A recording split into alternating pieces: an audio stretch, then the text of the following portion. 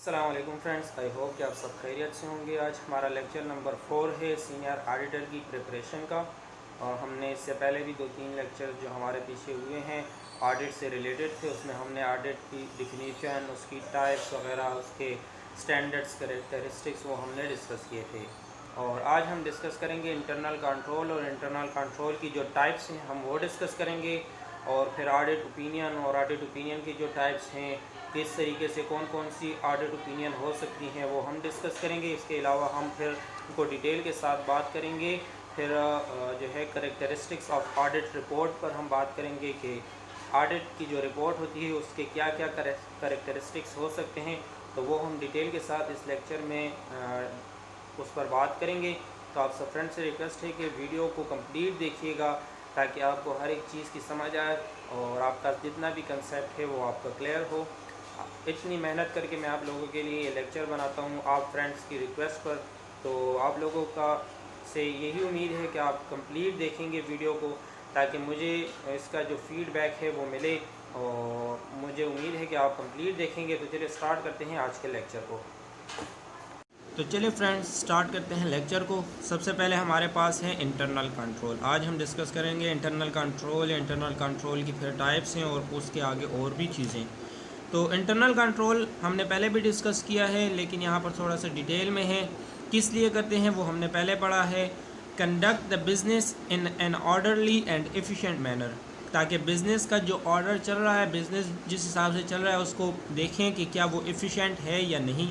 Safeguard it's asset and resources, देखते हैं कि क्या हमारे एसेट्स और जो रिसोर्सेज हैं क्या वो सेफ़ हैं या नहीं, क्या उसमें कोई फ्रॉड वगैरह तो नहीं हो रहा, क्या उसमें कोई मिस्टेक्स वगैरह तो नहीं आ रही, कहीं आगे पीछे तो कोई नहीं जा रहा। फॉर एग्जांपल इन्वेंट्री आई है 10 लाख रुपए की, और जब चेक करते हैं तो उसमें 8 लाख की निकलती है, 2 लाख की इन्वेंट्री कहाँ गई। तो इसलिए ये इंटरनल कंट्रोल रखते हैं, चेक करते हैं ताकि इसका पता चल सके।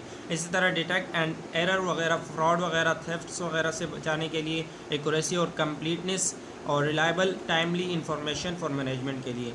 टाइप्स ऑफ इंटरनल कंट्रोल हमारे पास क्या है। सबसे पहले है preventive control are design to discourage errors and irregularities from occurring. ये प्रिवेंटिव कंट्रोल क्या होता है, ये ऑडिट करने से पहले जो वो ऐसा इन्होंने एक डिज़ाइन बनाया होता है जो कि एरर और जो कि फ्रॉड्स वगैरह को पहले से ही रोकता है। उन्होंने ऐसी रूल्स रेगुलेशंस बनाए होते हैं कि कोई फ्रॉड करने से, कोई उसमें थेफ्ट वगैरह, चोरी वगैरह करने से नहीं उसमें हाथ डालता कि कहीं मैं पकड़ा ना जाऊं। तो इसको हम प्रोएक्टिव कंट्रोल भी कहते हैं कि सिक्योरिटी ऑफ एसेट्स के लिए हम करते हैं। दूसरा हमारे पास है detective control are design to find error और irregularities after they have occurred. Detective control ये है कि पहले से तो हमने उसको प्रोएक्टिव नहीं किया होता, लेकिन हमें अगर पता चल जाए कि यहाँ पर कोई फ्रॉड वगैरह हो रहा है, कोई मिस स्टेटमेंट्स हो रही हैं या कोई इरेगुलरिटीज़ हो रही हैं, तो उसको फाइंड आउट करने के लिए हम जो कंट्रोल सिस्टम लाते हैं, जो हम ऑडिट करते हैं, उसको हम डिटेक्टिव कंट्रोल कहते हैं। और ये रिव्यू ऑफ परफॉर्मेंस देखता है, रिकग्निशन, इन्वेस्टिगेशंस करते हैं, अपने डिफरेंसेस मालूम करते हैं, जो कि हमारे पहले एसेट्स कितने थे अब कितने हैं, हमारे पहले रिसोर्सेज क्या थे अब कितने हैं। तो ये सारी चीज़ें इसमें आती हैं। इसके बाद हमारे पास है ऑडिट ओपिनियन। ऑडिट ओपिनियन हमने पिछले लेक्चर में पढ़ा था, यहाँ इसकी हम आगे डिटेल पढ़ते हैं कि ऑडिट ओपिनियन क्या होता है, उसकी टाइप्स क्या हैं और ये सारी चीज़ें। In financial reporting an auditor opinion is the outcomes of an auditor review. हमने पढ़ा था कि ऑडिट ओपिनियन क्या है। जो ऑडिटर रिपोर्ट बनाता है फाइनेंशियल स्टेटमेंट की और अपने जो रिव्यूज़ देता है ऑर्गेनाइजेशन के फाइनेंशियल स्टेटमेंट पर, उसको हम क्या कहते हैं, उसको हम ऑडिट ओपिनियन कहते हैं। ये क्यों होते हैं, इसमें 2 क्वेश्चंस उसके राइज होते हैं और उनके 2 आंसर्स वो ऑडिटर देता है। क्या accept the principles of GAAP, क्या गैप के प्रिंसिपल्स फाइनेंशियल स्टेटमेंट पर अप्लाई हो रहे हैं या नहीं हो रहे। जो गैप के प्रिंसिपल्स हैं वो हम अकाउंटिंग में पढ़ेंगे डिटेल के साथ। क्या वो प्रिंसिपल जो हैं यहाँ पर इनके फाइनेंशियल स्टेटमेंट उनके हिसाब से हैं या नहीं। दूसरा हमारे पास fairly represent the entities of final accounts, क्या फेयरली रिप्रेजेंट कर रही है एंटिटी के जो फाइनल अकाउंट्स है, जो उनके जो रिकॉर्ड है, क्या वो फेयर है या नहीं। इन 2 क्वेश्चंस के ऑडिटर जो है अपनी रिपोर्ट में आंसर करता है कि फेयर है या नहीं, और जो प्रिंसिपल्स है अकाउंटिंग के वो फॉलो हो रहे हैं या नहीं। इसके बाद हमारे पास फिर टाइप्स हैं ऑडिट की।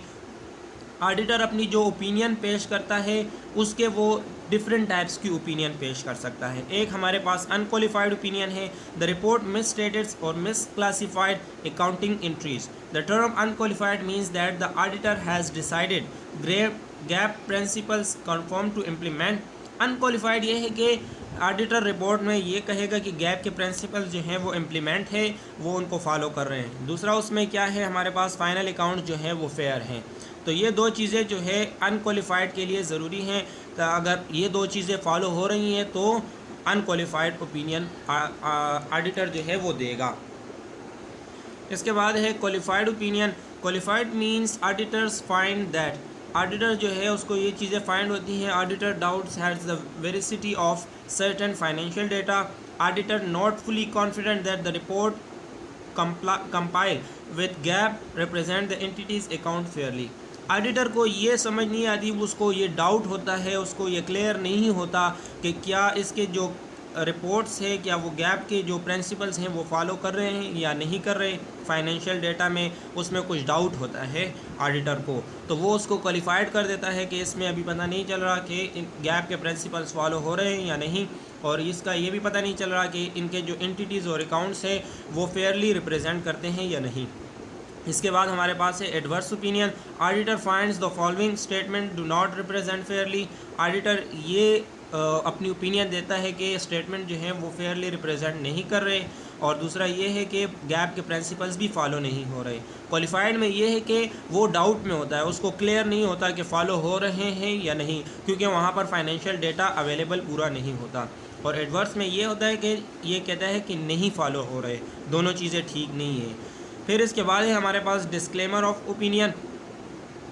और एडवर्स में एक दूसरी बात यह है कि auditor work with accountant. Auditor उसके बाद जो है अकाउंटेंट जो कंपनी ऑर्गेनाइजेशन का होता है उसके साथ काम करता है ताकि उनकी जितनी भी स्टेटमेंट्स वगैरह हैं उनको ठीक कर सके, और वो जितने भी अकाउंटिंग के जो प्रिंसिपल्स हैं, गैप के प्रिंसिपल्स हैं, उनकी जितनी भी स्टेटमेंट्स हैं और उनके जो रिकॉर्ड है उसको ठीक कर सके। उसको अपनी ओपिनियंस भी देता है कि आपने ये काम करने हैं ताकि आपके अकाउंट्स जो हैं वो क्लियर हो सकें, आपके फेयरनेस आ सके आपके अकाउंट्स में।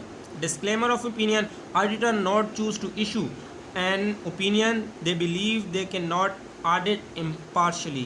ऑडिट ये चूज़ नहीं कर सकता अपनी ओपिनियन में से कि उसको ये यकीन नहीं होता कि क्या उसने ऑडिट जो है इम्पार्शली किया है या नहीं। With disclaimer therefore the recuse themselves auditor can not access certain data. Auditor जो है वो ख़ुद को ऑडिट से हटा देता है, मींस के वो कहता है कि यहाँ पर ऑडिट का जो डेटा है अवेलेबल नहीं है, और उसको जो चीज़ें हैं वो उस डेटा को ठीक तरीके से एनालाइज नहीं कर सकता, या मींस के उसको वो फैसिलिटीज़ नहीं दी जा रही या उसको वो डेटा प्रोवाइड नहीं किया जा रहा, तो वो उसको रिफ्यूज़ कर देता है। वो अपनी ओपिनियन कोई चूज़ नहीं कर सकता कि अभी वो क्या करे। इसके बाद हमारे पास करेक्टरिस्टिक्स ऑफ ऑडिट रिपोर्ट है। ऑडिट रिपोर्ट में या ऑडिटर के जो करेक्टरिस्टिक्स है वो क्या होने चाहिए। एक ऑडिटर में वो अनबाइस्ड होगा, वो disclose all facts and the truths, वो सारे जितने भी फैक्ट्स एंड फिगर्स होंगे, जितने भी ट्रुथ्स होंगे वो सबको डिस्क्लोज करेगा। सिंप्लिसिटी होगी, उसकी जो रिपोर्ट है वो ज़्यादा कॉम्प्लिकेटेड नहीं होगी, उसमें क्लैरिटी होगी। ब्रीविटी, ऑब्जेक्टिविटी, एक्सेप्टेड प्रिंसिपल्स,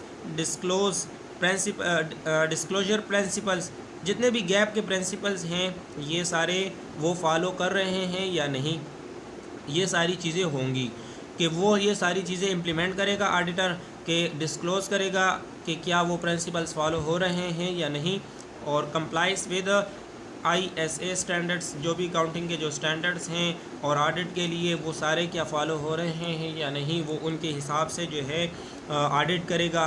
ये सारी चीज़ें अचीव इट्स पर्पस, उसने जो रिपोर्ट पेश की है, जो ऑडिट किया है, उससे क्या पर्पस जो उन्होंने जिसके लिए ऑडिट किया है क्या वो अचीव हो रहा है या नहीं हो रहा। तो ये सारी चीज़ें जो है ये करेक्टरिस्टिक्स हैं ऑडिट रिपोर्ट की। और ये आज का लेक्चर था, इसमें कुछ चीज़ें थी, आप ये देख लें इंटरव्यू के लिए और आपके टेस्ट के लिए भी ये ज़्यादा इंपॉर्टेंट है। इंटरव्यू में भी आपसे पूछ सकते हैं कि ऑडिट रिपोर्ट में कौन सी करेक्टरिस्टिक्स होनी चाहिए, या एडवर्स ओपिनियन किसे कहते हैं, क्वालिफाइड ओपिनियन किसे कहते हैं। इसी तरह के क्वेश्चंस आपसे पूछ सकते हैं, या MCQs में भी आ सकता है कि एडवर्स ओपिनियन डिटेल हो सकती है और नीचे उन्होंने आपको ऑप्शंस भी दिए होंगे। तो इसी तरह के क्वेश्चंस आते हैं। अगर आपका माइंड क्लियर है तो वहाँ आप ऑप्शन भी अच्छे से चूज़ कर सकते हैं। तो अगर वीडियो आपको पसंद आई है तो वीडियो को प्लीज़ लाइक कर दीजिएगा और अपना फीडबैक ज़रूर दीजिएगा कमेंट सेक्शन में। अगर चैनल पर नए हैं तो चैनल को सब्सक्राइब कर दीजिएगा। मिलते हैं एक नई वीडियो में। ये हमारा पूरा लेक्चर्स की सीरीज़ है, हम पूरे सीनियर ऑडिटर की जितनी भी प्रिपरेशन है वो करेंगे, इंटरव्यू और टेस्ट दोनों के लिए। तो जितने भी मैं लेक्चर्स तैयार करता हूँ इस पर मेरा काफ़ी टाइम लगता है, काफ़ी मैं मेहनत करता हूँ आपके लिए। आप देख रहे हैं कि ये सारा मैं ख़ुद लिखता हूँ और इसको मैं कलेक्ट करता हूँ, इसमें मेरा काफ़ी टाइम लगता है। तो आप सब की सपोर्ट चाहिए।